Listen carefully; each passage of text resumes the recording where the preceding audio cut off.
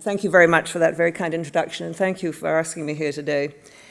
I thought what I would do, because you're going to be talking a lot about Winston Churchill and talking about him in considerable detail and from many angles, I want to talk more broadly about the role of the individual in history, because this is something which has been much debated by historians, by biographers, and by others. And it is, I think, an interesting debate and one that goes on.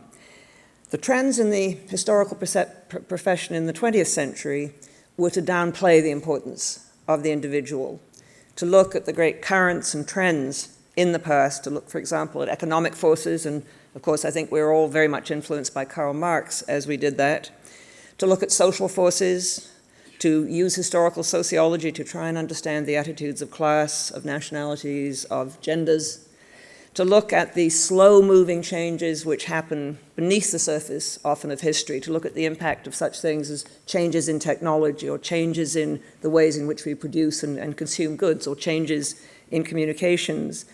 Ferdinand Braudel, a great French historian, talked about the longue durée being the important thing in history, the changes that take place often over centuries. And he called politics and war simply the froth on the top of the very slow-moving and he felt much more important currents of history. I think there was also a trend in our profession, which I think was valuable, was to look at those who aren't usually considered as being important players in history, to look at those who are marginalized, who perhaps don't have voices that can be heard easily, to look at those who were oppressed, to look at those who were often on the outsides of their societies. And so in the history in the 20th century, certainly in my profession, we have been exploring new ways of looking at history, many of them very productive, and I think have added a lot to our understanding. But we keep on coming back to the individuals. It is very hard to think of the history of the 20th century without thinking of President Roosevelt, without thinking of Winston Churchill, without thinking of Mao Zedong, without thinking of Hitler, without thinking of Mussolini, without thinking of Stalin. If we abstract them from the history of the 20th century, suddenly we can see a very different sort of history. And we keep, I think, coming back to this. What I find so fascinating is that historians who have started out very much as historians of the longue durée, of the currents in history, have ended up dealing with individuals who in some ways ride those currents, move those currents, push them in certain ways.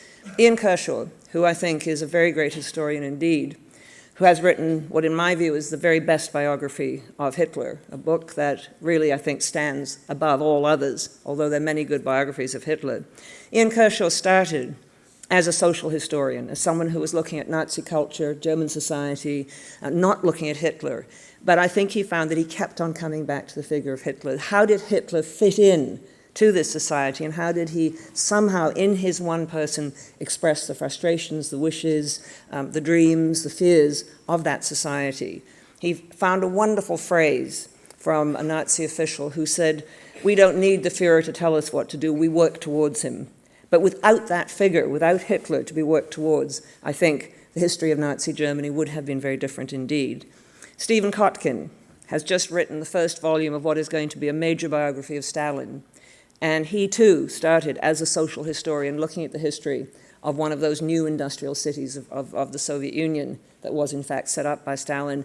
And he has ended by writing a biography because he feels that you can't deal with the history of Soviet Russia, you can't deal with the history of collectivization, the great purges, the mistakes that the Soviet regime made as the Second World War was approaching. You cannot deal with those without looking at Stalin. And so I think what we're doing in the profession is coming back to trying to get some sort of balance between the forces and the individuals. Now, we don't want to go back to assuming that individuals make history on their own. That clearly doesn't happen. People are products of their own ages. They have to work with what they have. If Hitler had been born, for example, in New Zealand, I doubt if he would have done nearly as much damage or could have done as much damage as he was able to do by getting hold of the most powerful country at the heart of Europe. If Kaiser Wilhelm II had been king of Albania, as a distant cousin was, again, I think he wouldn't have done as much damage to the international order in Europe before the First World War as he was able to do. And so circumstance obviously matters. People are products of their times, their ideas come from their times, their attitudes come from their times, but some of them are able to move those times in a particular way or other. What makes great leaders, of course, are a number of things. Luck, being born in the right place at the right time matters. Surviving matters.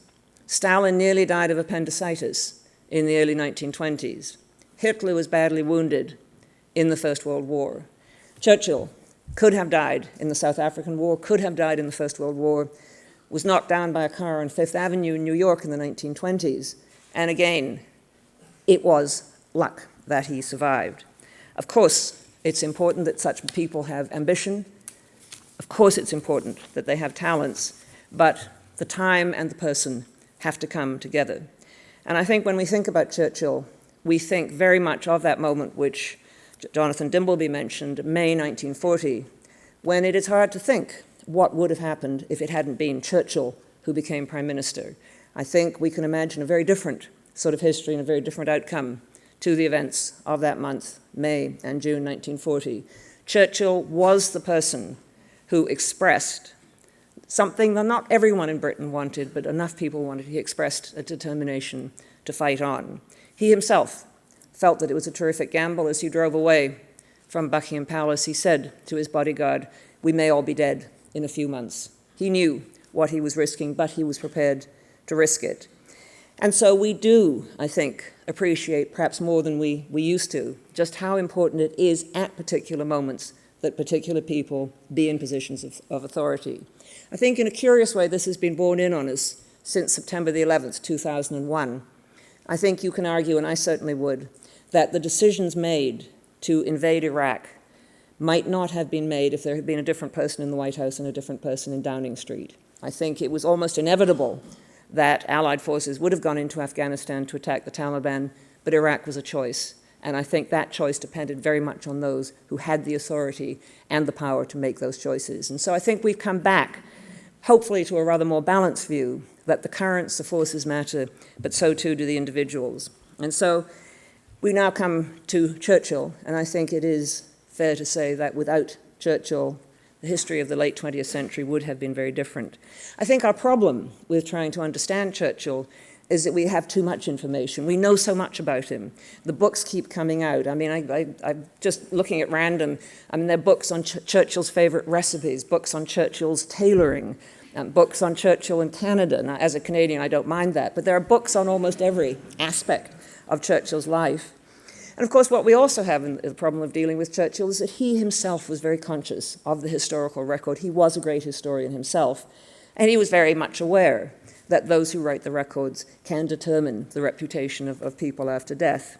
And when he wrote his history of the Second World War, it was written very much, I think, with an eye to posterity. David Reynolds has been extremely interesting on this, the ways in which Churchill portrayed himself and his role in the most, as one would, in the most favorable light.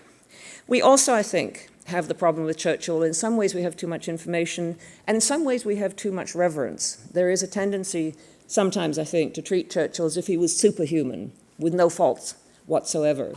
And I think what makes him so interesting is that he was intensely human, that he had a very long and very complicated career, that he did have, as Jonathan Dimbleby has mentioned, he did have failures as well as successes. He did have the moments when he wasn't making much sense to other people or wasn't exercising much influence over affairs. There was that long period in the 1930s when he was in the political wilderness. And so I think we have to take it as a whole, because what makes him, of course, a great personality is that he came back from failure, that he was prepared to deal with failure, he was prepared to learn from it, and he was prepared to carry on. And so I think as we reflect on Churchill today, it is important to remember that there were many Churchills, that there was a complicated human being at the heart of all these different Churchills. And I think it's also worth remembering that how you think about the great figures of the past depends very much on who you are and where you're coming from, at what time, and from what country. And so if I were an Indian nationalist, I probably would not look on Churchill with a great deal of enthusiasm. I would remember that Churchill opposed the Indian national movement of the 1930s, said that India should not become independent. If I came from the Middle East, I think I might remember Churchill as one of the imperialists who tried to dispose of the Arab territories of the Ottoman Empire without really doing much by the way of consulting those who lived there.